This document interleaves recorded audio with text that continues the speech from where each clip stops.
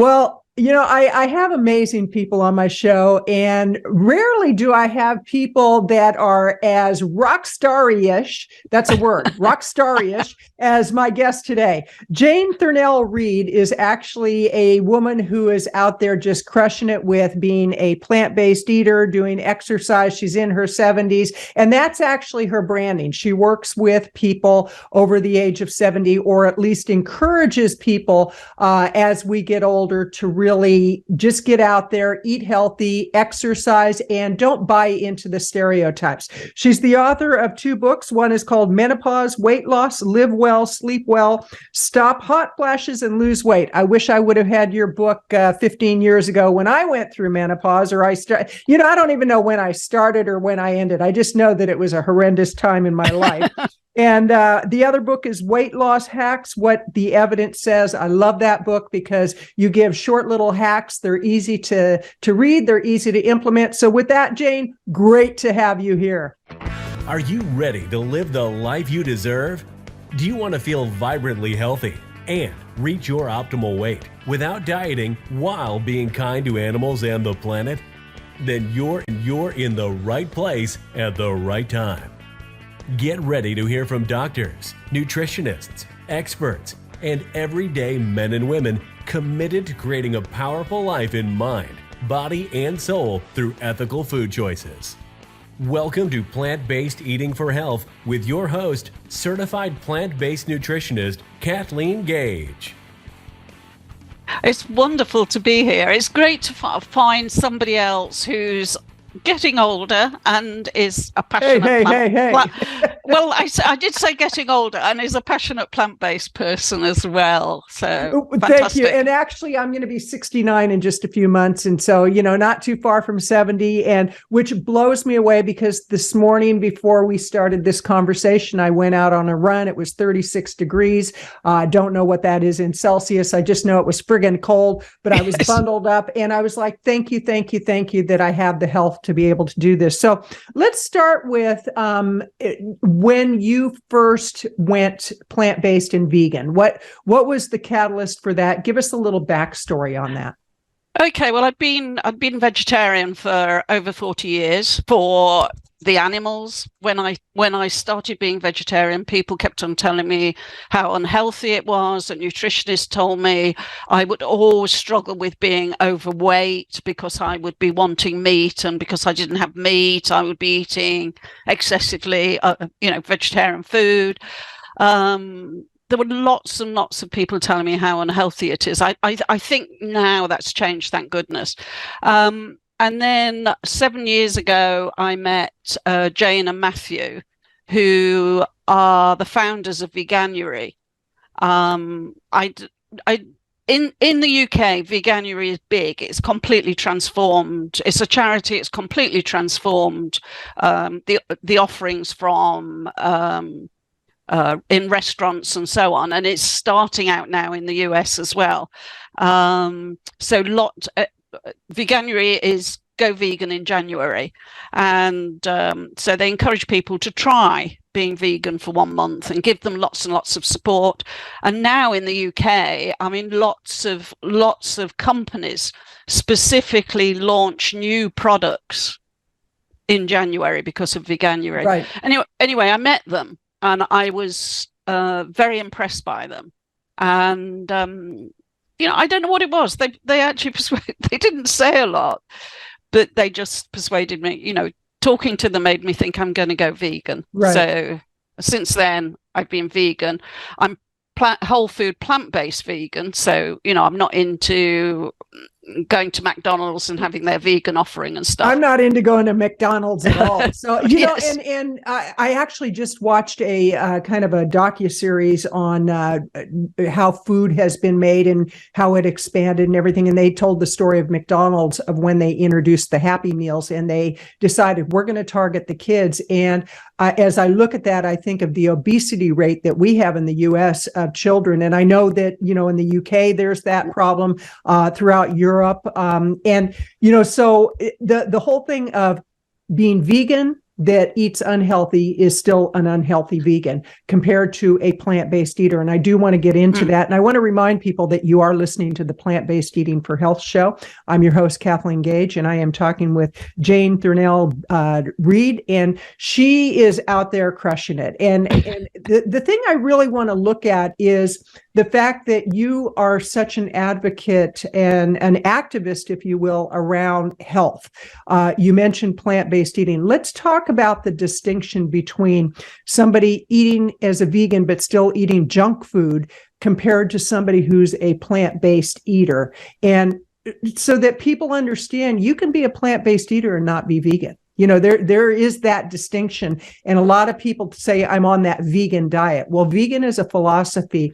Plant-based eating is the diet part. And when you combine the two, you're unstoppable. So let's talk about why it's so important for people to really understand that you can be an unhealthy vegan.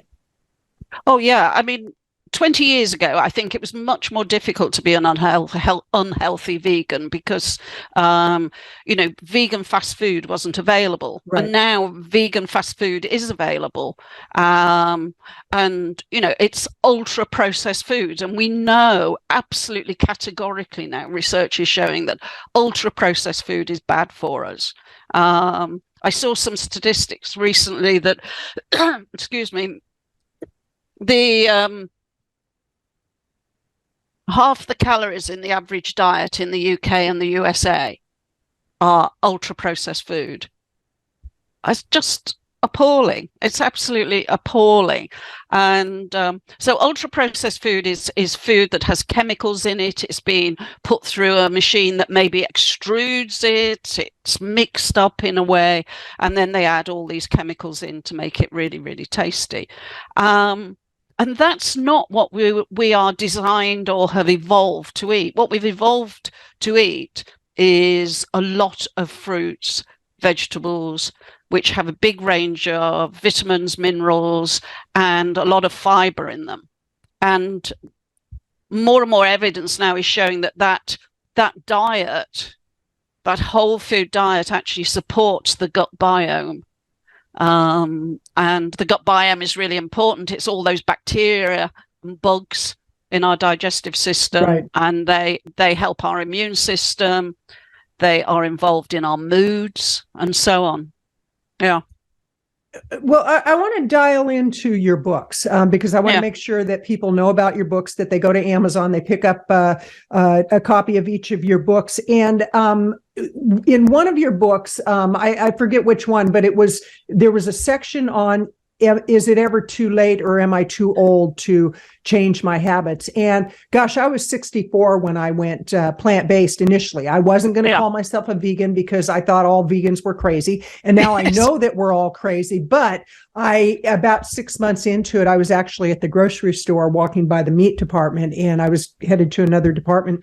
And I literally stopped in my tracks because I actually had a visceral response to looking at the meat, and I felt the pain and suffering. And now a lot of what I do is about raising awareness that energetically, what you put into your body, it does become your emotions, it does become your actions, your beliefs, your thoughts, and that how can we put fear, suffering, pain, and death into our body and not have that come out on some level. So in your book, the one especially about weight loss hacks, tell us about what motivated you to write that book and what's the whole premise of the book. Okay, so I actually was at I went on a 5-day spa holiday. Mm-hmm. And everybody on this spa holiday, they were all trying to lose weight. I was the only person there who wasn't trying to lose weight. Interestingly, I did actually lose weight, and I lost more weight than almost anybody else. And I think that's because I haven't been on that roller coaster of dieting. So I lost like 5 pounds or 4 pounds over the 5 days. And I was really struck by a lot of the people there. They were intelligent people. They were successful in their work. It was an expensive it was an expensive spa. They had money, they had success, they had friends, they had family. But there was this real kernel of misery, which was that they couldn't lose weight. and that they were stuck as they saw it, being very overweight. And talking to them, quite a few of them would come once or twice a year, lose the weight, but know that they'd go away and just put it all back on again. Mm-hmm. And my heart really, really broke for them, because I just thought, this is not the way. And it was in December, and one of the women said, I've lost some weight now, but it's December and we're coming up to Christmas, and we do a lot of socializing. I'll be at all these events and I won't be able to stop myself eating. I'll just, go on eating. What can I do about it? And the nutritionist who was leading that particular session said, well, you've got to remember your goals and you've got to do da da da da da da da da. And I was like, she knows that this isn't, but somehow when it comes to December, when it comes to these social events, she can't do it. So just saying, remember your goals, think about your why, all that sort of stuff. And she looked really despairing. And I said, well, if you go to a buffet, make sure you stand with your back to it. And everybody burst out laughing. And I said, well, if you're looking at the buffet and seeing all this gorgeous food, then you're going to want to go and get more and get more and get more. So just stand with your back to it. And she looked at me and she said, that's exactly the sort of thing I need to know. I've never thought about it. And after, I went back to my room and I started scribbling and writing things down. And I thought, I know these simple things. So the idea about that book is that there's 190 ways to help you lose weight, and you pick out the ones that you speak to you would work for you. Yeah. So it's not a sort of do everything. What I suggest to people is, you can just go in, pick, if you're somebody who puts weight on at weekends, does really well on your diet during the week, at weekends puts on weight, you can go and look at the hack about what to do about weekends. Okay, well, let's stop right there. Let's talk about the people that have a challenge during the weekend. What are some things that people could do on the weekend that would help them to get through with ease, so that they didn't deviate from what they know they want to do, from their big why? Yeah. So, I mean, one of the things I think people should do is weigh themselves every day. Mm-hmm. And sometimes people are like, ugh, and that includes the weekend. And I say that because, and what you're looking at is you're looking at the trend. You're not judging yourself every day. The thing is, if you weigh yourself once a week, you could have put on 2 pounds since last week. And it's like, oh my God, I put on 2 pounds. Whereas if you're weighing yourself every day, your weight varies. Right. And you look, right. So what you're doing is you're looking at the overall picture. Yeah, so that you're looking at what you need to do to keep it low. And so if you're weighing yourself at the weekend, taking exercise at the weekend is also a lot of people, kick back and, I'm going to relax. It's the weekend. Right. Watch a movie, eat some popcorn, all that sort of stuff. But if you build in some exercise as well.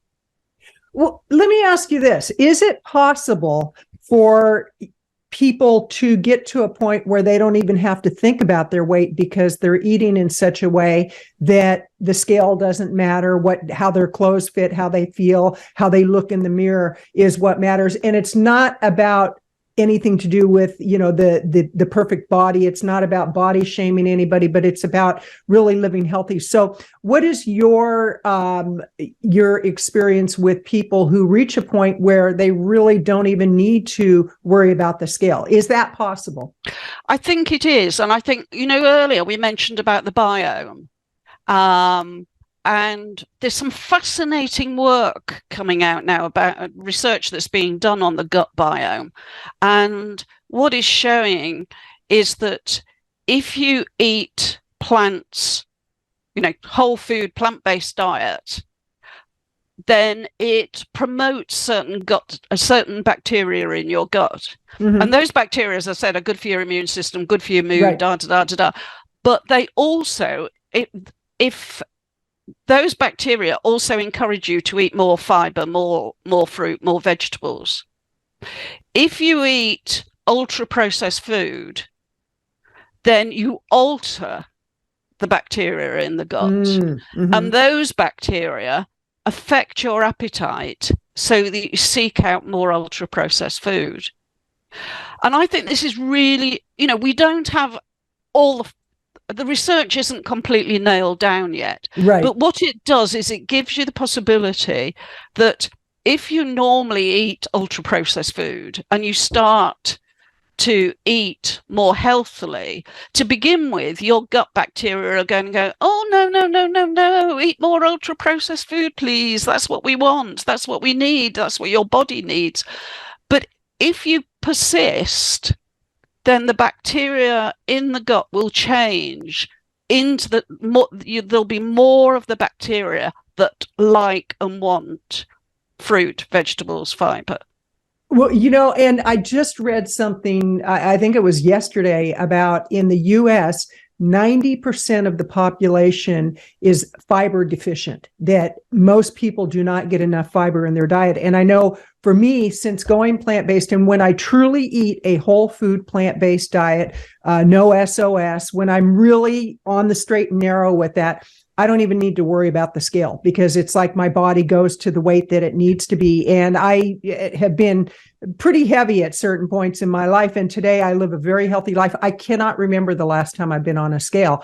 And for me, it's like, for this person who eats whole food plant-based, I don't need the scale, because I know what optimal weight for me feels like. It's not so much what the number on the scale is. And yet we have become very, very obsessed with that number on the scale. And I know when I was bodybuilding, I actually hit the BMI really high because of the weight. And I was like a bodybuilder, and my body fat was down to about 15%, which is really not healthy for a woman. But that's when I was totally obsessed with that. That was in my 30s. But it's so interesting, because so much of the information that we've been given is misguided information, and the whole thing about processed food that what a lot of people don't realize. And I'm with what you're sharing, this really shatters the myth of what we've been led to believe. But what most people don't even realize is food companies actually have scientists that design food so we become addicted. So when we put that processed food in our body, we become very addicted to it. And I want to shift gears here a little bit, Jane. And I want to remind people you're listening to the Plant-Based Eating for Health podcast show. I'm your host, Kathleen Gage, and I'm talking with Jane Thurnell-Read, who is, okay, I have to ask you, how old are you?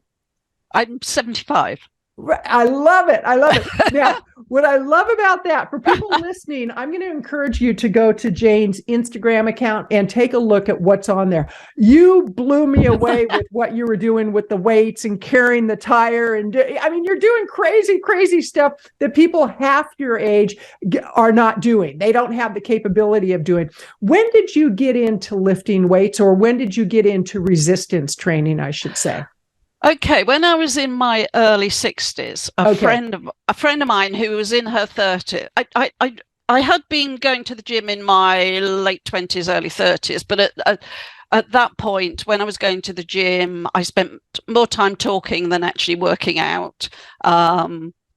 Anything I didn't like, I wouldn't do, which of course, almost by definition, anything you don't like is something that you need to do even more, because so I did everything that was easy.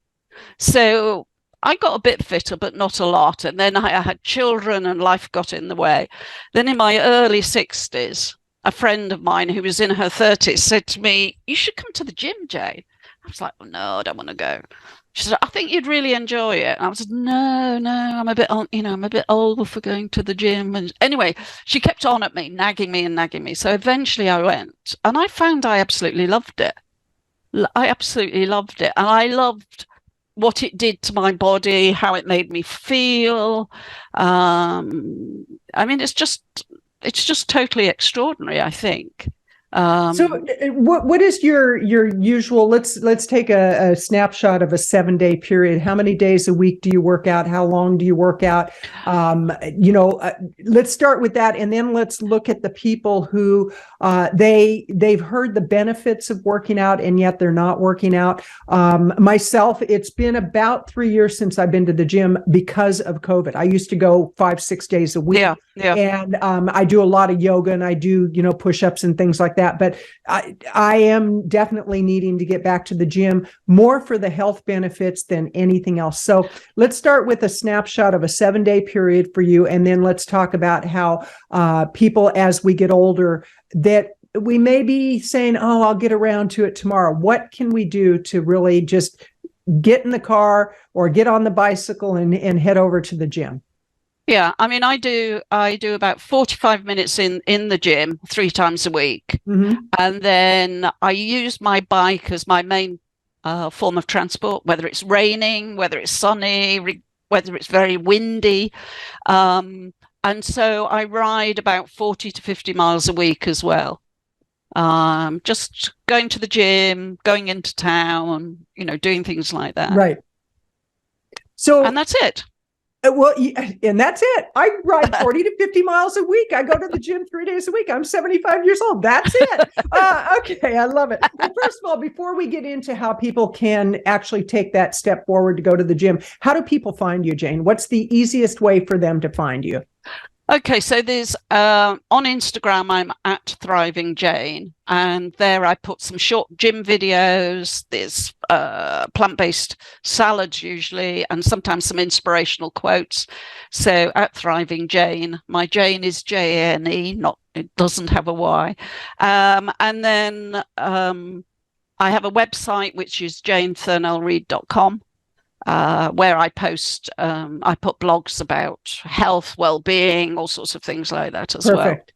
And we'll make sure to put that in the show notes so that people can easily find you. They'll be linked. So let's say that there are people that really know that they need to get back to the gym, or they need to start some kind of an exercise regime. And again, it's really about living a quality of life, coming up on 2 years now. I was at an outdoor festival and got hit on the back of the head, literally on the back of the head, with one of the canopies that goes over the vendor space. And there was a gust of wind that came up, knocked me on the ground, cement, and I broke my wrist. And the first thing they assumed, because of my age, was it was osteoporosis and I must have weak bones. And then they did some bone density testing. They're like, oh, no, that's not it at all. And of course, I had them put in my chart that I'm an amazing plant-based eater. I mean, I got real crazy with them.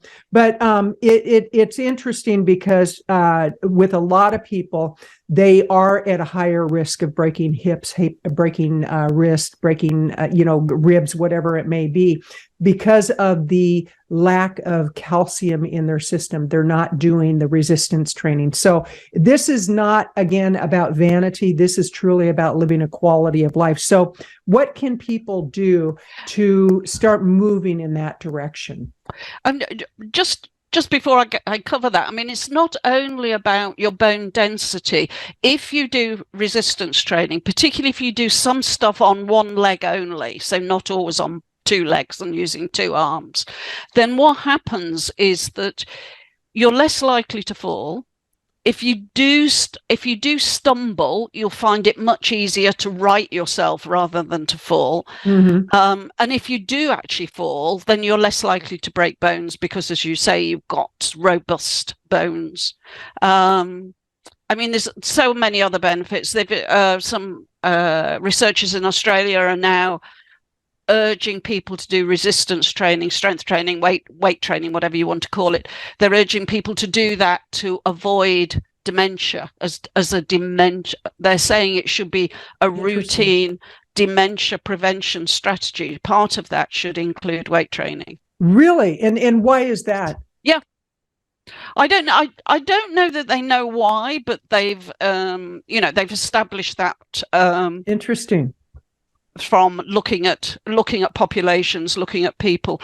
So and it's been shown to benefit your mental health. certainly for older women, I think you become more confident. I don't know about you, but I found that since I've been stronger, I've been more confident when I'm out and about. If I see somebody, maybe some sort of slightly strange person, I'm nervous, but I'm actually not terrified like I would have been at one time, because I have that confidence that I can, to some extent at least, look after myself. Absolutely. You're so right with that. It's I know when my mom, before she passed away, she was very frail, and I was so concerned about her going out to the store without somebody there with her. And it does shift your mindset. So now, do you work primarily with women, or is your target market for the people who read your books women, or is it women and men?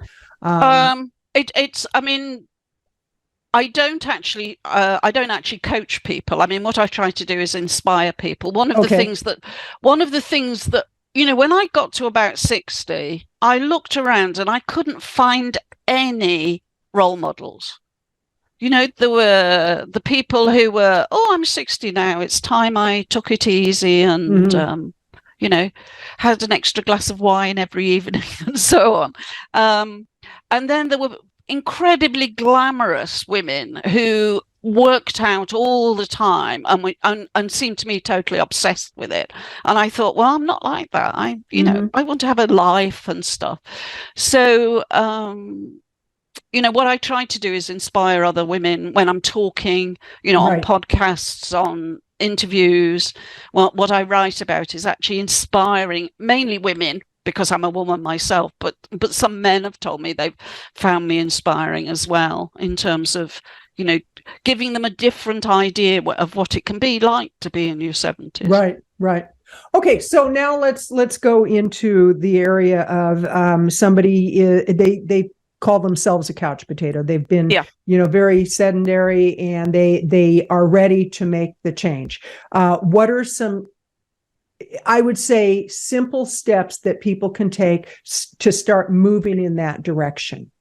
Okay, I mean, one of the things I always, one of the figures I always quote is some research, again from Australia, is that they found that if people walk 3,800 steps a day, it reduces their risk of dementia by 25%.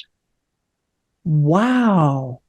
I was at a dinner recently and I was talking to this woman, and she said, I don't do any exercise. I know I should. And I told her this figure, and she went, I could do that.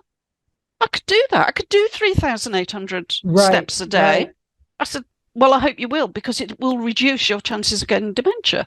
This simple, it's very doable. So in a way, if you are a real couch potato and never done anything, that's the thing I would start with, doing 3,800 steps a day. Maybe that's, if you're a real couch potato, maybe that is too much for you to begin with. So you might have to build up to it, but you need to aim for that. Well, I've actually interviewed quite a few people who have come from a very, very unhealthy, sedentary life to now they're just out there living amazing lives and, just kind of living their life. And one person is Chuck Carroll, who he lost 270 pounds. Wow. He actually had the bypass surgery because that was the only saving grace at that point. And then he discovered plant-based eating. And now he's the podcast host for PCRM. And he said when he first started, it was enough for him to get off the couch and walk to the door. And he did that for a few days. Then he walked out to the mailbox. Then he walked a quarter of a mile. And now the guy is just phenomenal. So I think a lot of times people will think, I have to start with a 5K run. No. Just start right where you're at with what you have. So let's get people prepared for success. And again, I want to remind you that you're listening to the Plant-Based Eating for Health show. I'm Kathleen Gage, your host, and I'm talking with Jane Thurnell-Read, who is the author of 2 amazing books. I'm going to put the links in the show notes. I encourage you to check that out. I encourage you to go to her Instagram account, and that is at Thriving Jane. Yeah. Okay. Thriving Jane. We'll make sure to put that in the show notes, but let's set the tone for people on how do they prepare their kitchen? How do they prepare their shopping list when they're going to go to the grocery? How do they prepare their mindset? And then how do they start to do what's manageable? Because a lot of times people say, oh, you're so lucky to be so healthy. And it's like, well, luck doesn't always have much to do with it. Yeah. It's like when it was 36 degrees this morning and I was like, do I stay in the house where it's nice and cozy and warm, or do I go out in the cold? And I'm talking to myself as I'm bundling up. And it's like, there was a part of me that did not want to do it, but I knew how I would feel when I got through with it. So let's really set the tone for people. How would you inspire somebody to shift what they're doing, Jane? Okay, well, I mean, in terms of diet, I'm a huge fan of adding things rather than taking things away. So that when people start, I think they really should think about adding things. I mean, there's some immediate things, a handful of nuts, a small handful of nuts every day. Nuts. Oh, go ahead. Has been shown to be extremely beneficial. Don't have them salted, possibly not peanuts, which aren't real nuts, but almonds are good, walnuts are good. A small handful every day, add those in. Or if you don't like those, you could add sunflower seeds or pumpkin seeds or something else. Add them in. Add more vegetables to your to what you eat. One of the big things, in terms of your shopping list, what you need to do is have a big variety of fruit and vegetables, and a small variety, or even no variety, of things like biscuits, cookies, cakes, all that sort of stuff. You know, a lot of people have teenagers in the house, or husbands or partners who are not really sympathetic to the healthy eating thing. So, you know, I've talked to women, this seems to be a women's thing in particular, who say, you know, oh, I'd love to eat healthy, but my husband's not supportive and he likes all this, or I have to keep all this stuff in the house for my teenage sons or my teenage daughters, and then I end up eating it. And one of the things that's been shown is that if you have a lot of variety of something, then you eat more of it. Right. So if you imagine your plate, if you've got 4 vegetables on your plate, then you're going to eat more vegetables than if you just had 1 vegetable on your plate, even having the same amount in total of that 1 vegetable. You tend to get bored, you stop eating it, you don't finish it. Whereas if you had 3 or 4 vegetables, you're more likely to eat more of them. And the same thing applies in terms of bad stuff. So if you, for example, if you like cookies, if you have 1 type of cookie in the house, then you're likely to eat less than if you've got 3 or 4 types of cookies in the house, because you eat one of, you know, you eat a chocolate chip and then you think, oh, cinnamon raisin, yeah, I'll have a cinnamon raisin, and so on. So gradually you're eating more and more.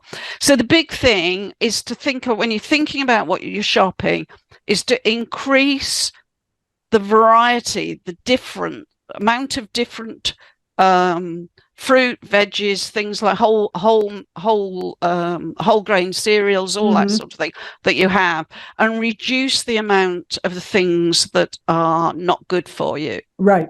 But I also, I mean, I follow what I call a 5% diet, which is 5% rubbish. And the other 95% is whole food, plant-based. The 5% is still vegan, but it's vegan chocolate, vegan ice cream, right. You know, vegan cookies. So I think if you try to follow a very pure whole food, plant-based vegan diet, I don't know about you, but for a lot of people, there's a real kickback from it. You know, I don't want to, you know, there's, and then you give in. Eat something, feel bad about it, and then think, well, I've blown it it's all. like, well, I've already done it. Yeah, I'll do it for the rest of the day, or the rest of the week, or the rest of the weekend. Guilty. Whereas I have this sort of 5% diet, which means that 5% of the stuff I eat can be less good for me. So, you know, have sugar, be ultra processed. It's always vegan because I'm an ethical, you know, I'm a vegan for ethical reasons, not just health reasons. But it allows me to have that cookie, to have that ice cream, to have that chocolate. Right. And it's just part of my diet. And so I don't have to get stressed, emotional. I don't have to beat myself up about Right. it. It's just what I do. And on occasions, you know, I will have for lunch just a whole big bar of chocolate. I mean, I normally Wow. have salad for lunch, but you know, sometimes it's like I don't want a salad today, so I'm just going to have a bar of chocolate. So I have a large bar of chocolate, vegan chocolate. The I important love thing is that you obviously, add in vegan chocolate because yes, I know that there's people listening going, I knew it. I knew it. She yes, eats yes, chocolate. It's like, yes. no, no, no, no. Everything that we have, that carnivores have, they now have a vegan Yeah, option. So, yeah. and some people say, well, I can't stand that vegan cheese. It tastes like rubber. Maybe you haven't tasted vegan cheese lately because now there are Oh, some it's really improving. amazing options. Yeah. So, Yeah. yeah, Yeah, that's right. That's right. So, you know, or I mean, I don't particularly like hamburgers and things like that, but you know, in that 5% would be a vegan hamburger or right. something like that. You know, a trip to McDonald's or KFC to have that sort of thing, you know, if that's what you wanted to do. The important thing is you have to monitor it and make sure it is only the 5% and it doesn't grow and suddenly it's 50%. Right, right. Well, it's interesting because for somebody like me, I actually have been in recovery for 39 years. So I don't do any drugs or alcohol. And I used to do quite a bit to the point that, my life was completely different than it is today. So Yeah. for me, I have a whole different trigger in my brain that will say, well, if you had 5%, 10% would be okay, and 20%. And so what I love about what you're doing, Jane, is that you're giving options to people who are what I call normies. And because in the recovery community, we call people who can have one glass of wine a normie. It's like, how do they do that? Because Yes. when I used to eat cookies and cakes and donuts, it was like there's a certain brand, I can't even remember what it is, Little Debbie's or something, where you'd get 6 donuts. Okay. So I would count out how long it would take me to finish those 6 donuts. And if anybody took one of my donuts, I'd get so upset, I'd go back to the store and get another box. And that's why I had so much excess weight. And it's like, for me, I just don't know that stopping point. And so for me, it is more of a rigid type thing that works for me. Yeah, Doesn't mean yeah. that everybody has to do it that way. And that's why I love having people like you on the show who have a different way of providing solutions for people who do want to live a plant-based vegan lifestyle. But number one, always for me, is, are you 100% void of animal and dairy? That's kind of the criteria for anybody who comes on the show. And then beyond that, I want people to share what the options are. So I love what you're doing. And again, I encourage people to go to Instagram and go to Thriving Jane, at Thriving Jane. Check out your Instagram because you're going to be blown away by what you see when you go there. I love what you're doing with weights. I love what you're doing with inspiring people. And that you said, I don't coach people, I inspire people. So I really appreciate that. And Jane, in closing, what are your final thoughts for people? It's never too late, and people just have to do something. 80% of people in the US over 65 are taking drugs, you know, medication, permanent medication. You know, it doesn't have to be like that. Right. It doesn't have to be like that. Right. Well, and you just reminded me of something else that it just really drives me nuts when I see this on TV. So I don't watch much TV anymore. But on the news, it's like during news time in the US, we can advertise, the pharmaceuticals can advertise drugs. So during the news hour, what they advertise is stress management drugs and high blood pressure drugs, heart medication, and all of that is directly related with what people are consuming in the news. And then during, like, let's say a cooking show, what they're going to advertise is they're going to advertise weight loss products. And it's just crazy because people are so manipulated and they're not even aware that they are.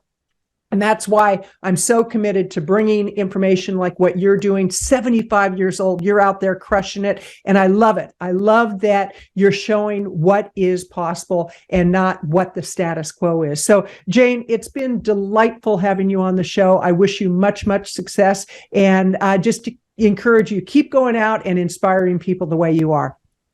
Thank you. I've loved it. I've loved it. I've loved your energy and your positivity, and we share, I think, very similar values, very similar understanding of what life can be like. Absolutely. And I want to remind you, you've been listening to the Plant-Based Eating for Health podcast show. I encourage you, go out, be very conscious of what you're putting into your body and how you're living so that you can live a quality of life that will blow people away. This is Kathleen Gage wishing you a great day, a great evening, a great middle of the night, whenever you may be consuming this information.